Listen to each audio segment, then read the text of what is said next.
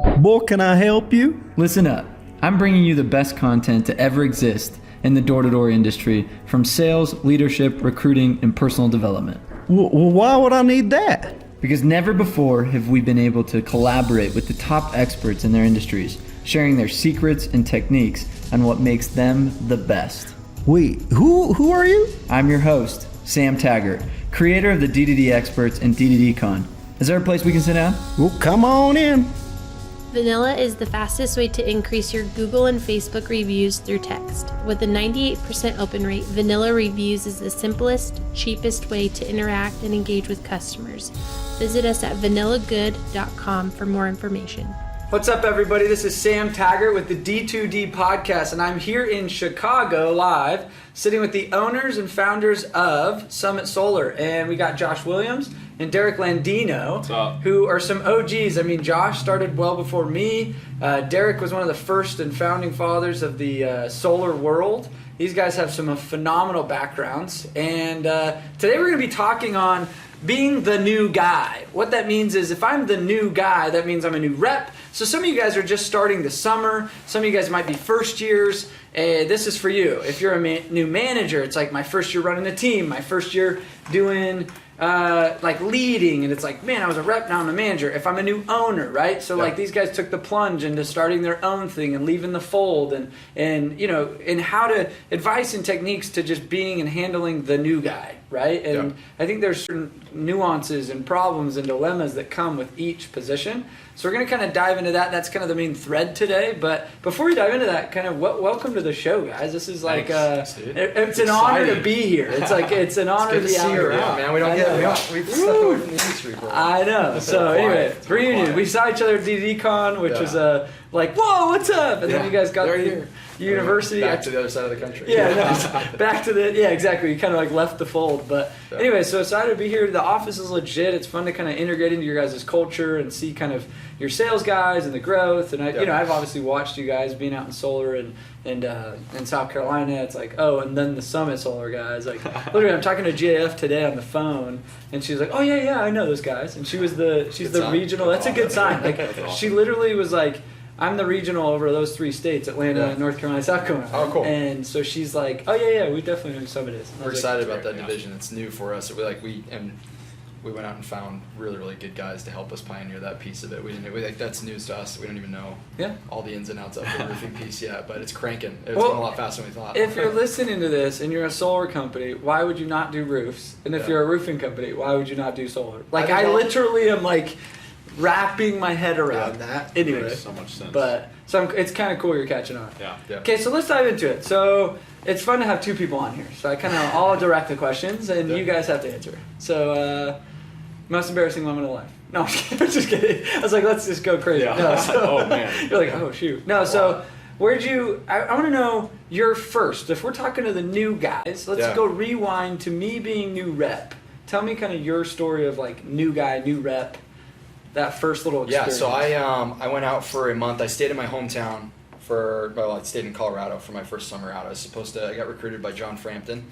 Big shout out. To go to Texas, and I bailed last minute. My dad was like, hey, I think you should, this all still sounds like a scam to us, and so I think you should stay back here in the state. And I got synced up with another company and stuck around, and we went out. That first company I was with, man, it was a rough go-around. I was only there for a month. I ended up actually biting the bullet and going out with John in Houston. That's where I saw a lot of success. But that first summer, it was funny with the leadership, with everything else. I was taken out. I went and saw a sale my first day out. I didn't know any of these people, right? And so I started with this office. I went out and saw a full deal like it was nothing. I think it was like the second door we knocked. I saw my manager close this deal, and it was, to me it looked like a laydown. It may not have been, I don't remember, but at the time it went pretty damn smooth. We flew through the whole entire thing, and we left the house. I was given my binder, and it's like, all right, man, good luck. Have a couple by the end of the day, and we'll pick you up at 9, which turned out to be 11, and that was it. And then the 4 weeks of not selling kicked in, and so it was a pretty rough go around. Yeah, and I think right out of the gates. Okay, so anybody that's listening to this, maybe it's their first 4 weeks. They're the new guy.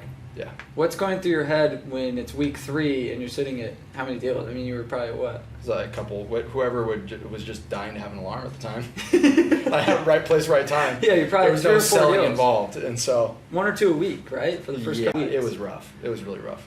And you know, what are the things you're telling yourself as that guy? Like you're the, you know, just you got scammed. You came out to this market. Yeah, it was a letdown because it was emotional roller coaster. Right, that's a big piece of this stuff for me. Is I've learned to remove the emotion out of a lot of it, and I was super emotional. I would I'd wake up. I had this routine where I'd wake up every day, get super pumped up, and then instead of turning off the emotion when I'd be on the doors, I carried it into the doors. And after the first no, it was like, oh, here we go again. This day's gonna suck, right? And it just the day would drain out over and over. And so it wasn't until I started figuring out how to master those emotions and really focus on the skill set itself that I really got past everything. So Yeah. it was a rough start. So now what happened? Like when did it click? You know, that first month you do 7 or 8. Like at what point were you like, oh, I should still do this versus go get another job? Well, I think I made the mistake of I saw one deal closed and I didn't see failure at all, right? I just saw the win. And so I didn't know what failure felt like in it. I didn't know if anybody else was even failing, really. I was on an island. I didn't know anybody else in my office. It was a really random thing that got me, but it wasn't like from Utah and it's like I have 10 friends that do this, I'm going to do it. Yeah, you didn't come from the It was return missionary background. Neither of you guys. It wasn't like the typical like. Yeah, and that's something important to know. Yeah. We both came from outside the industry, and so every friend and family member was like, "You're an idiot." Like, of course, you know, this is going to be rough. And so, it was really rough at the beginning, and I only saw the one win, and then I didn't understand what the failure was like. And so it wasn't until I met John. I went out with him for a day, and I was only with John for it wasn't a full day. It was like an hour, and it changed the game for me. Where I saw him fail 3 times in a row. And then saw success, and then fail 4 times in a row and a success. And reality is, it's like he wasn't selling every single door like I thought some of these guys were doing. He just busted his butt, man. He showed me what the hard work was really like. And so where I would be out there putzing around a neighborhood, I remember at one point, me and my buddy Dave on a park bench just like killing ants. And we're like, just chilling. We should coin that term. Are you killing ants or working? You killing ants or we're working? just chilling, dude. It was like, we're like, this sucks. This is not fun. And it wasn't until I saw somebody like really go hustle and grind it out, where I was like, oh, and because I wasn't afraid to do it, I just didn't know how. You know what I mean? I grew up like doing farm work and stuff like that, right? I grew up working on a ranch and doing a ton of odd jobs. I knew what hard work was like. I didn't know what it was like in door to door. And so it seemed like a pretty cush job when I got into it. It was like you just walk around a little bit and talk to people. And then you see it done right. And it's like, no, you're running around. You're talking to as many people as humanly possible. And you have to be so aggressive with how you say things. You have to remove that emotional piece and not try to be, you know, I would always like sympathize with my customers, where I don't think I really believed in it yet, where I was like, I get when I'm a weird guy that showed up at your door, like I probably wouldn't do it either, right? And it wasn't until I left all that in the car with my car group and got out, and it was just like, I gotta be a sales beast and go out and perform nonstop. And John was the one that taught me that, and it was amazing. Like literally I went from doing 8, I think I did 8 in my first month, and then my first week in that office, I cranked out 9 accounts like it was nothing. And so, get out now. So your first week you do, or the first month you do 8, and then all of a sudden you see it clicks, it becomes like, hey, we're doing this, and I'm committed. Yeah. And I saw it done where they're hustling, like I saw it in a better environment. Yeah. And then all of a sudden it was like, okay, let's do it. Yeah, again, it removed all the emotion. It wasn't like this thing where it's like, man, we're going to go out there, it's going to be really hard today. It's what everybody did. And so you went out, you left the emotion in the car, you got hyped up, but you didn't need that hype to get you through the day. It was like, you just need to perform all day long with this attitude, this intensity, this energy, and the deals will come flowing in. It was just like more of a science as opposed to this, like, luck. As opposed to luck. So this is interesting. I always wonder, and we call this the ghosts of summers past. How many people don't make it that first month that should be sitting here 10 years later as a CEO of a multi-million-dollar solar company? See what I mean? Like, yeah. That's the piece that I'm like, if you're leading a team, and I'm going to kind of go to you, Derek, because if you're leading a team right now and you're got this guy that's like, he's like a one a week kind of guy, you know, he's not my like all-star guy that goes and slings the day one. And if you were to look at him and say, once this clicks for him, I'm going to give him the shot. Once this clicks, he potentially in 10 years could be running his own freaking company. Like, you know what I mean? Yeah. Driving whatever he wants, doing whatever he wants, like whatever. And I think a lot of people, they get so stuck in that first month, they quit week 3, and they go back to some societal drift job that's like at the bank. Yeah. Makes sense. Had you done that, where would you be today? Yeah. Like, think about it. What do you call it? Ghosts of The Summer's ghosts Past. of summer's I like past. it. The guys that didn't. So true, make it. because you see those guys too, where it's like great personality, all Yeah, these things. sharp And they as a just and you sometimes see them and you're like, whatever happened to that dude? Yeah, what happened to that guy? And you're like, and then you see him and he's like, oh, you know, he's working at the sign company. It's like, oh, he's dad's business. teller at the now. ranch. Back Yeah, to he's at a his teller, you know. No offense, Yeah. tellers and ranchers or whatever, but it's like, no, there's a possibility. Like Leo Sageman, he's on here. Like his story, it's awesome. Like it's like people like that it's like he could have gone back to his old where he should be. Yeah. But he chose to stick it out. You know what I mean? Like, it's those people, and that's like the ghost of summer's past. Right now, because it's like entering into this peak season, how many new guys are all getting out of school? You know what I mean? 100%. So let's go to you, Derek. So let's fast forward, not first year. Your first, it's similar, right? So here's your notepad. Good luck. But I want to go when you first were a leader, when you first managed, like when you were the new manager, you're like, I got a team, I'm leading. What happened? Tell me about that. I think before that means a lot. Where I think a lot of times in today's industry, guys are managers or want to be managers and they're not actually ready. And so when I became a manager, I was ready to become a manager, and I think a lot of that is due to my manager. When I got into solar, I didn't manage in alarms. I just sold, and that was it. And when I got into alarms, I sold for, I think, a year and a half. Solar. When I got into solar, I sold for a year and a half, and I didn't want to manage. I wanted to make a name for myself first, and I wanted to learn. I knew I did not know how to properly manage a solar team. I didn't. And I think it starts with just understanding that I'm not ready. And thankfully, I had a great mentor, Adam McClellan. And Much love, tagging. Much love to Adam. And I had a great mentor, and I just watched him. And there was a lot of things that if I would have become a manager before then, I probably would have failed. He constantly just helped me, corrected me, criticized me, brought me close when it was ready, when he thought I was ready. And I really just got to see how he did things for a year and a half.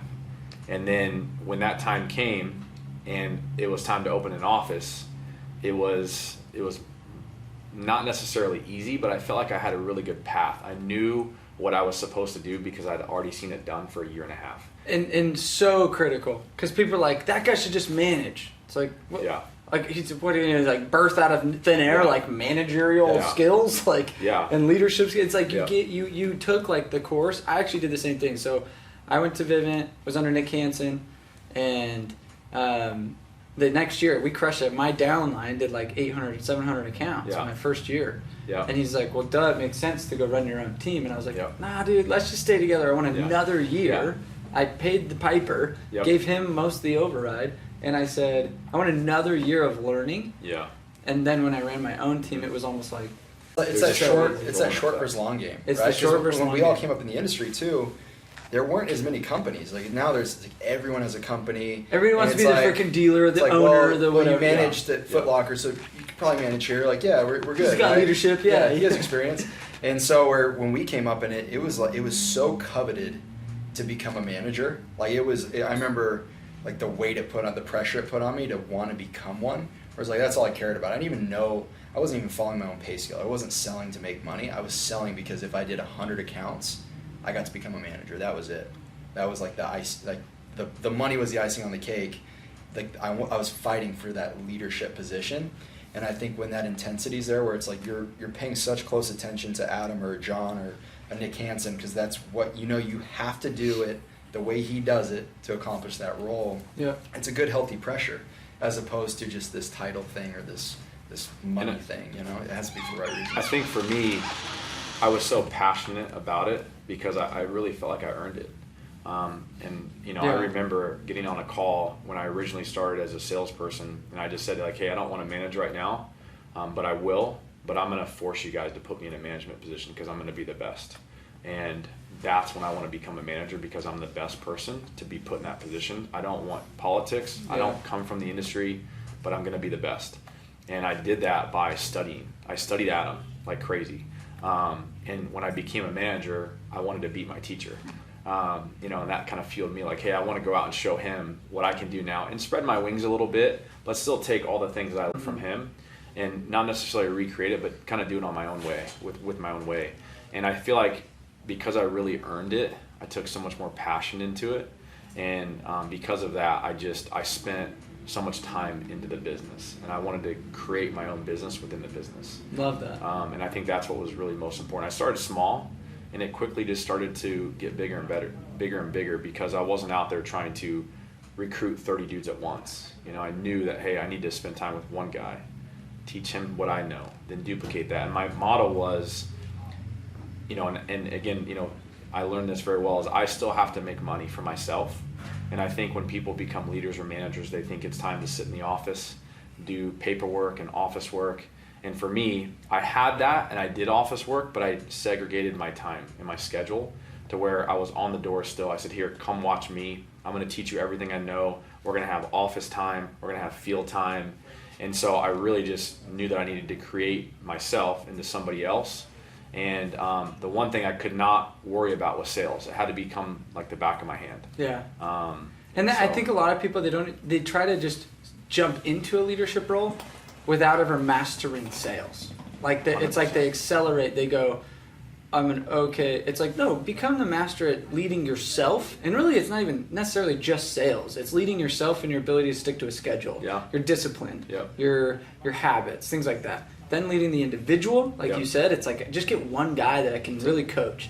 And then leading the group and the team and then the culture, right? So I think it's like you guys have gone through, and I think a lot of people look at like a summit and they go, holy cow, how do they do what they do? And you're like, no, we paid the piper for years being the rep than being the manager and saying, I don't need to be I had a call yesterday, literally. A guy's like, dude, I've been running, no, it wasn't yesterday, it was probably like 2 days ago. He runs an alarm dealer out of Utah. He calls me, he's like, dude, Vivint's offering me this and this company's offering me this, like what should I do? And like, I'm broke as heck and I've been running this dealer for 3 years. And I'm like, that's your problem. You never were even a rep. He's like, you started as an owner because you felt that CEO had a cooler title. Yeah. Like, you know what I mean? And it's like, that's the crazy part is people don't realize that there's a journey and a natural progression of growth that people try to fast track, and sometimes it bites them in the butt. Or this guy's literally he just lost his house. Yeah. He just lost, his wife. Yeah. He's like, dude, I've lost like everything. I'm like, that's because you just wanted to look at Instagram and say, I want that jet. Yeah. And all of a sudden. Well, and they relate title to money, right? Yeah. As opposed to the hard work and experience to money. And so experience more than anything, right? Yeah. And so really paying the dues. I wanted to pack a punch. When I was in front of my guys and my people, I wanted to pack a punch. When I spoke, it was powerful. And the only way it was going to be powerful is if my team knew I did it and I was doing it. I wanted to be the general that would run with them, next to them, and fight with them.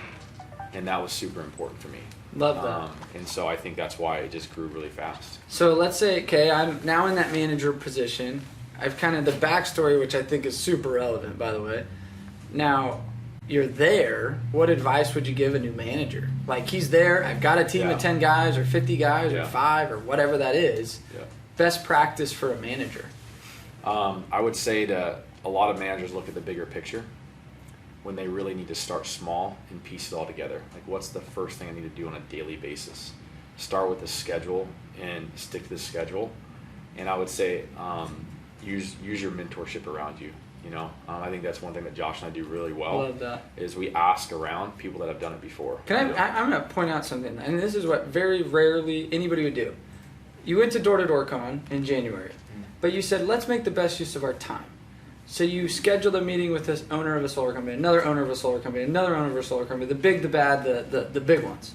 And you're like, hey, I know this is weird, but can I just pick your brain for an hour? Yep. Not many people think to do that. Like the curiosity. When you had 5 pages of notes at Door-to-Door Con, being the owner and I'm a CEO, blah, blah, blah, it's like you have more notes than the reps did, which probably have way more to learn. You know what I mean? And I think that's what's interesting is it's like how hungry you are to say, how can I learn from mentors? How can I find new mentors? How do I join like different environments and cultures and coaching groups or whatever that is?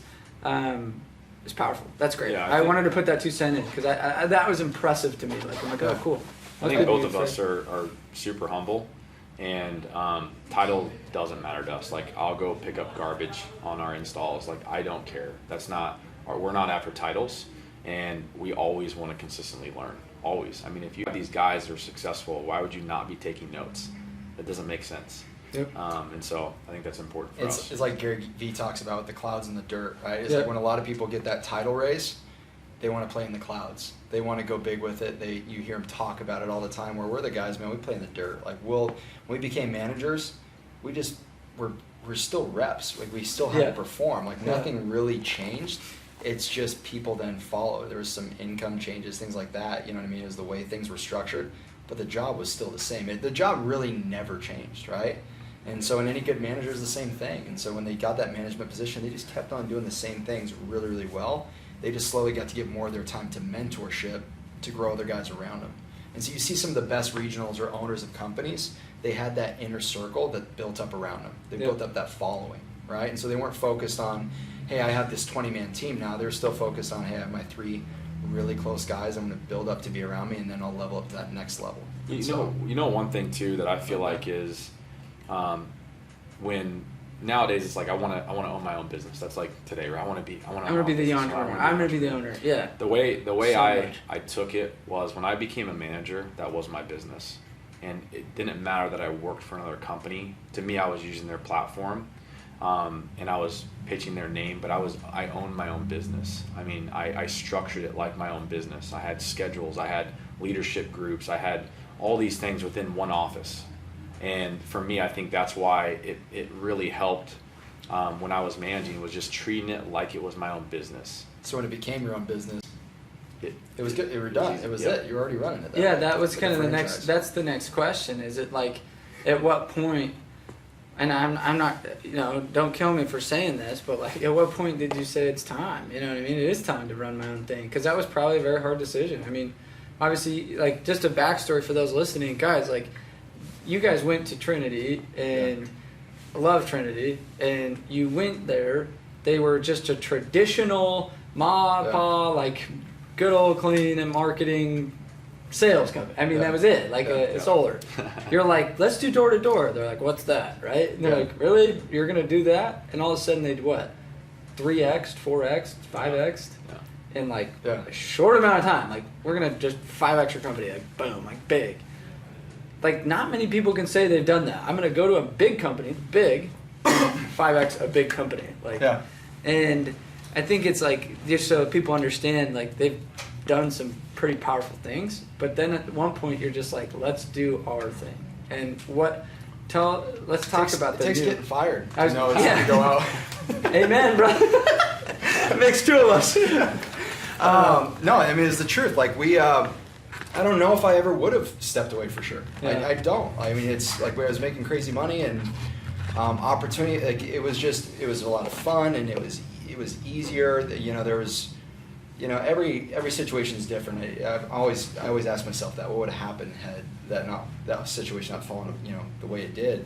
And it comes off. It's a blessing in disguise, where it was like, it happened, and it pushed me. Because I had opportunities at that point to take like a quick deal of some type, right? Every solar company came out, was flying me out to their corporate headquarters and all this stuff, but I felt like the biggest hypocrite, dude. Like, had I just preached against recruiting against a Sunrun or a Vivint or whoever else, and then I'm just, because of the circumstance, like, oh, actually, I decided they're great now, so yeah, you guys should It was too, out of right? alignment. Like, It okay. was, dude, it was a tough one, where it was like the only option I had was to go do our own thing, right? Like, that was it, or go into a different industry. Like, I would have been the biggest hypocrite had I sat there and been like, well, actually, I just decided that X company is really good. You know what I mean? And it's everyone would Which we right see through it. that. We see that a lot. And See I it go, all the and time. it Because it's pisses easier. me off. My wife thought I was crazy for doing it, right? It took a lot of talking her into the whole entire thing of like, hey, instead of getting a big chunk of money, let's go spend all of our money and go start a company. And so, but it was worth it. You know what I mean? And I guess, when it's the point where you're running it again. I mean, Dirk just brought this up. Like, we were already running our own business. When we were at Trinity, like You had your own division. yeah, we had We it took was it our own serious. division, and it was never a matter of like the CEO never had to tell us what time we had to be there and stuff like that. it was our own division. We ran it as its own ran it, business, built the systems as its own business, and We owned it's it. still We thriving did, today. yeah. I mean, those guys are killing it. And so, you know, at the end of the day, I was like, you have to do the job before you ever get the title, right? And it's the same, no different for a rep that wants to become a manager. Be a manager. We'll give you the title eventually. We'll give you the pay eventually. Yes. And so it just always kicks back to that. We all know it. We all know it. It's just some people don't want to pay the dues. Yeah. Some people don't want to play in the dirt and do the really tough stuff. And this is where it bugs me, this industry, right? And I will maybe get shot for this, so hate me, shoot me, give me a thumbs down if you disagree. But I look at like how many dealers pop up, right? Oh yeah. This 2-man dealer, this 4-man dealer, this Everyone's 1-man. a dealer. Everyone's a dealer. Congratulations. I've seen that a lot, yeah. I started a dealer. Because why? I'm a hungry EPC company, or I'm a hungry alarm guy that's offering X multiple, I'm a hungry this. And I go, I want to put it on my Instagram. yeah, I want to say I'm CEO of UPS Solar, Yeah. you know what I mean, whatever. AP Sam Taggart and Enterprise. But like, let's talk to that, because I think that there's like congratulations to those doing it, but at the same time, like, what advice would you give them? Maybe that like, and I'm not saying it's bad. I'm just saying it's just a world we live in right now. Yeah. So it's like, let's talk about that for a second. My thing is this, is like, it's just a matter of like, look in the mirror, be real with yourself. Are you gonna, and if you're in that situation, there's nothing wrong with it. Be a 2-man company, right? But go pay the due. We were at one point, shoot, it's not like we started off and had 50 people. You know what I mean? We started, it was the 2 of us in a little beat up office that was, you know, smaller than any part of this room. And it was tough. And we looked at each other and it was like, you had the titles, right? It like said it on the card. Yeah, It was it's easy to go to networking events like, oh yeah, I'm CEO, yeah, because nobody could see it, right? But look in the mirror and really see it. And we saw it. We're like, dude, we're at a little tiny desk. This isn't CEO, COO life, right? We got to go pay our dues. And so we went out and we knocked.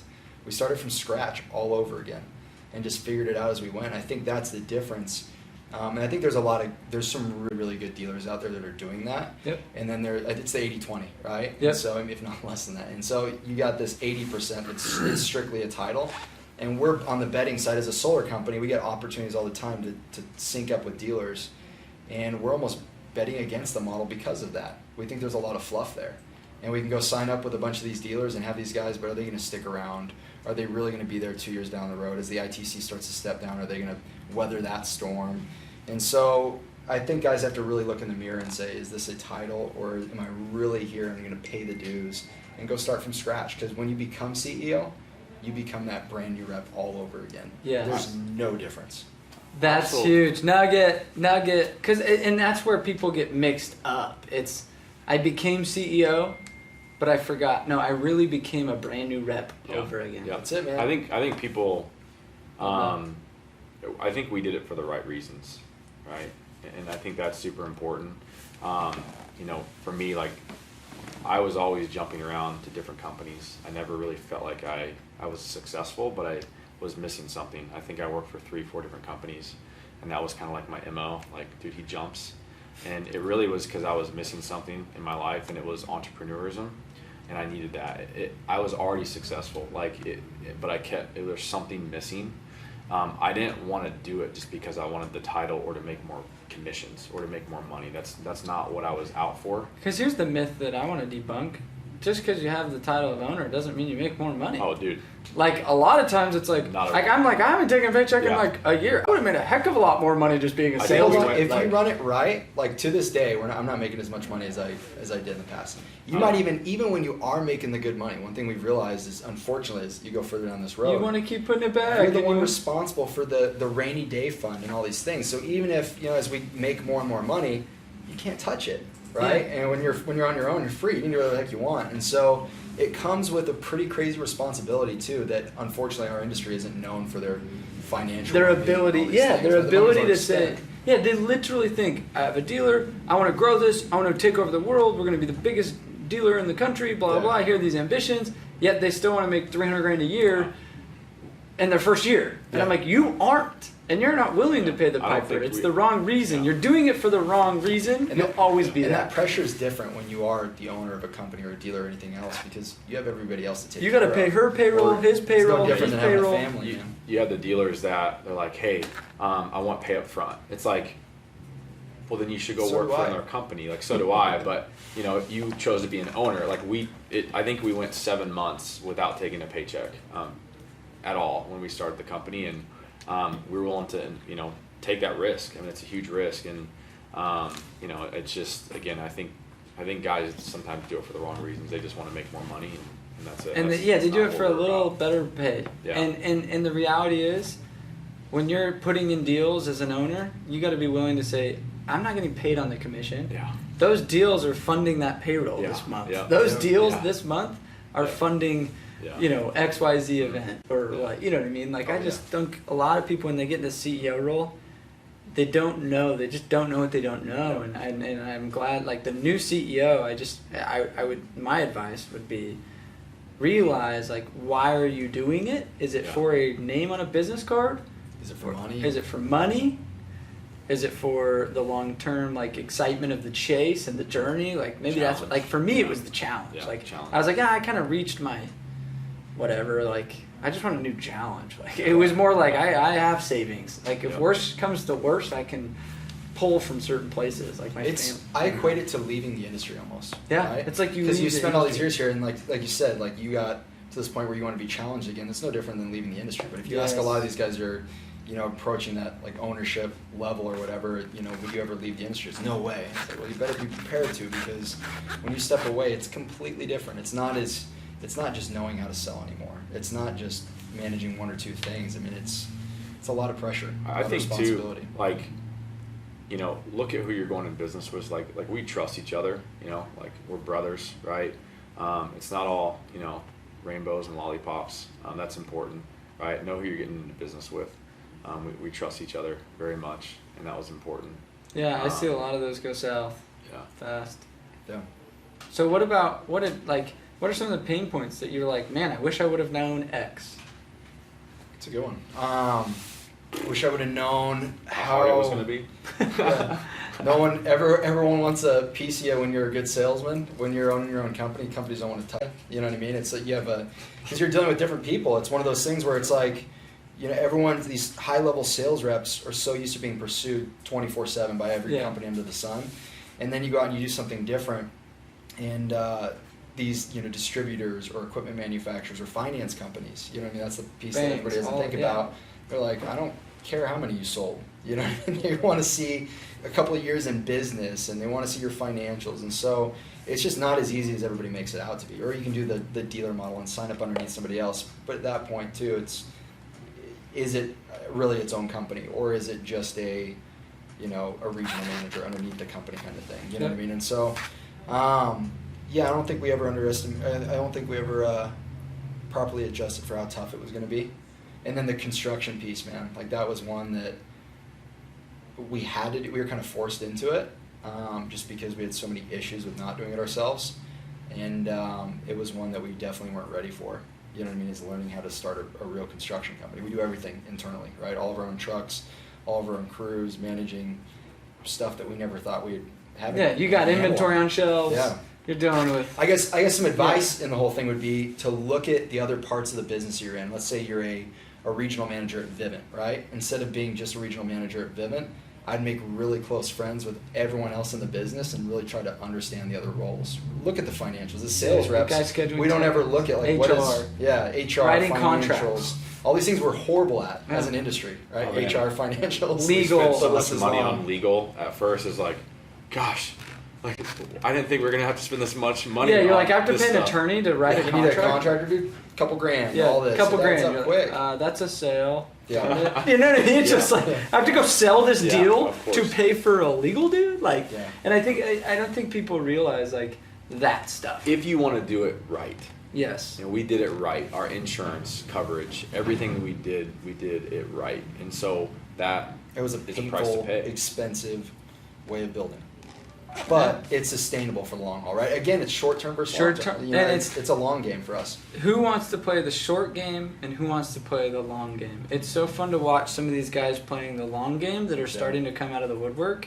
Like, I don't want to say names, but like, there's a lot of people I've been meeting that I'm like, geez, you've been around for like 15 years. How come I'm just now hearing about you? Yeah. Where are these guys coming from? I'm like, oh, there was 10 years of their head in the sand. Yeah. You know what I mean? You And got they some studs out there, man. The Yeah. Mikey Hineses of the world and stuff. Yeah, they're that are just dude, they paid some dues. they man. They've paid been their through it. dues. And at a time when the industry was a lot harder too, and so it's We're slow and it's cool to steady. see it. That's slow and steady, man. We don't hire people that don't fit who we are, our values. I mean, we pass up on people all the time, and I think, again, a lot of times companies are like, yeah, just grab everybody and recruit everybody. It's just not who we are. We'd rather grow slower and get the right people that work for the company. That's more important to us than anything. That patience has gone a really long ways, and it was really tough at first, going 'Cause from you- 600 accounts a month to getting our first Six accounts, yeah. Yeah, and That's- that that's patience, wild. and that patience Oh. is funny because we've always been intrigued by, like, there's always these, carrots being dangled of, like, well, you can come over, you can tie yourself at the hip with this big company and get this product, but there's always this give and take. Mhm. And we have to go back. We have a big responsibility to the people that trusted us when we were a no-name company in this, right? People from South Carolina that didn't know who the heck we were, Yeah. that trusted us. Like Karen and some of our people that have really grown with us, to where like they had no idea who we were. Our name didn't go that far with it, and so it's been kind of interesting That's to step crazy. back on that. Yeah, And everyone that told us- patience is just Everyone told us not to do the construction piece. Don't do it. we're crazy. So you're crazy. You'll fail. It's the hardest thing, and it has been really hard. You're like, But- there was a and lot- they were right. There were a lot of, and when I speak to the patient That's side of it, awesome. man, there was a lot of opportunities to make just that short game call again, because we still get tempted with it, right? Where it's like, Yeah. oh, if we did this, we could do 50 accounts in this state overnight. And you look at all these companies that are in 20 markets and do 4 accounts. Four in those accounts. and so we just never want to be that company. We owe it to the people that we have that have trusted us since the beginning to really take our time, build it the right way. If we're really trying to build this for long haul, we're not trying to go sell tomorrow. We're trying to Make we want- money. If we're be lucky, we're going to profitable. do this for another 10, 15, 20 years. Love it. So, Love it. Yeah, we love it, man. Well, dude, I appreciate you guys being on the show, and this has been like a journey just coming out here and having faith in our university and Yeah. us and, Yeah, and it's taking a awesome. chance on us. So, I mean, it's pretty fun. I always ask like the last question as we kind of wrap up, and both of you guys can answer. But if you could give the industry one piece of advice, what advice would you give them? And you can pick. You can be like, I'm a rep, I'm a leader, I'm a owner, I'm a solar guy, I'm a whatever. I would say pick your battles, right? Really figure out. You have to know yourself pretty damn well.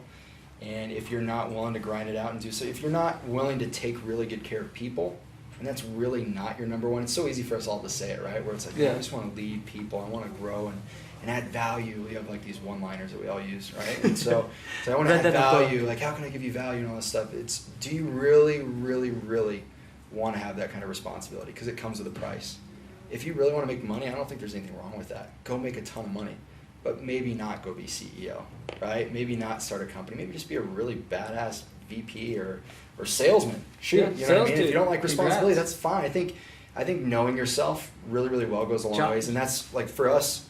We're not your run-of-the-mill CEOs, and we're in vans and covered in tattoos, right? Like we go against the grain on some stuff, but we really, I think, once we stepped away from the rest of the industry, like it took getting fired to be like, you know what? I don't want to dress up every day and go to work. I don't want to play some of these games. I know what I want, and I'm going to execute on that really, really well. And hopefully it builds a following. We'll see, right? And it slowly has, and it's been good in that sense. So I think really just picking those battles and knowing what you want, knowing who you are. Love that. What about you? Oh man, I would say, and this could go for any owner, any rep, is focus. There's so many things out there today. There's so many different things you can do, and squirrels everywhere. I'd say put your tunnel vision on and just go work your ass off, and you can be successful. I really believe that. Just stop looking all over the place for the next better thing. Just put your tunnel vision on. There's companies that will throw out crazy kilowatts and commissions no matter what industry you're in. But I think people forget, like, if I just put my tunnel vision on with the company that fits me, and I just go work hard, and I'm gonna be successful. I'm gonna make money, and do it really, really well, really, really well. Love that. I'd say that's really important, and be real. I think people forget that, man. Like, we're all real people, right? Just because I don't work for your company doesn't mean that we can't be friends. That was one thing that really kind of I struggled with in the industry, where I didn't have a lot of direction. I didn't have a lot of people to look on when I first growing up at all. And I found that I was everyone's best friend when I was selling and making the money. And then when I wasn't, I was a nobody. And I think that can kill somebody. It really can. And I think, just remember that they're all people in this industry, and we can have, long-term relationships no matter what company we work with. I think you're creating that, right? I think that's something that we're all bridge learning that gap, more. man. Trying. Yeah. It's refreshing, dude, because like you brought up the other companies that we went and visited, right? To go learn from people like the Kelly Walkers of the world and stuff. It's like, how many guys, because of pride, have to learn those really tough lessons over 5 years, as opposed to us in a 1 hour conversation. We can pick because really good people in our industry are willing to share their lessons. I know we are. Yeah. We get That's people what was all the beautiful time about asking for this advice. podcast. It's sharing. The conference, it's sharing. The circle that we have. I mean, it's a bunch of CEOs sharing. It's for us. It's like there's power in saying, okay, I don't know everything, teach me. And hey, I do know some good stuff. Here you go. That's why I like consulting. I get to steal the secrets from everyone and be like, what secrets do you want me to tell? I know them all. I don't know them all, but I'm as much the student as I am the teacher when I go to companies. It's like I'm like, hey, let me here's a nugget. Have you not gotten some nuggets since I've been out here? Oh, You're like, crazy. you're just like, oh my download. Gosh. Can we just keep you for another month? Yes. Oh, we can. That comes with a $1,000 sign on. Just kidding. I'm in. Fun. We do appreciate it, man. It's been worth its weight in gold. We were too busy to do this in our minds. We had too much stuff Everybody going on. knows this. Last minute, and you really eased my mind with the whole entire thing. So I was like, we were talking a couple days before, we're like, dude, we should just cancel this. We don't have time. We can't figure out how to work it in. And you were pushy, and you said, I'm just going to come anyways, and showed up. And it's been worth its weight in gold. Enough for us to cancel a lot of other stuff. After that first night, it was like, all right, dude, we just need to sit down and we need to talk. I need a whiteboard and time with you, and we're good. Love it. So a lot of value, man. We really appreciate you. Cool. Yeah. And we're Thanks for excited. what you're doing with the industry, man. Yeah, It's really it's cool. awesome. Love it. Excited for Door to Door Con this year. January 15th through the 18th. Yes. I think. We'll be there. Be there. Go register. Tickets are on sale. You guys are awesome. Much First love. person to comment gets a free ticket First right now. person to comment gets a high five from Sam. High five. See you guys.